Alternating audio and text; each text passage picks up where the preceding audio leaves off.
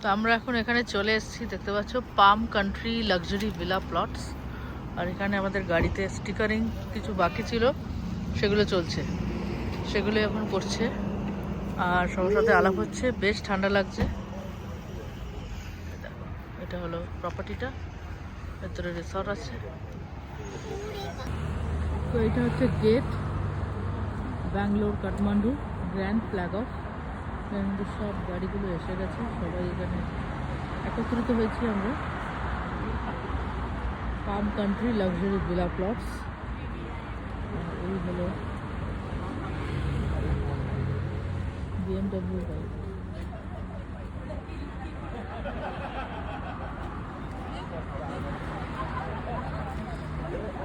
প্রচণ্ড ঠান্ডা লাগছে, সবাই কিন্তু সব মার্চেন্ডাইজ করে আছি আমরা।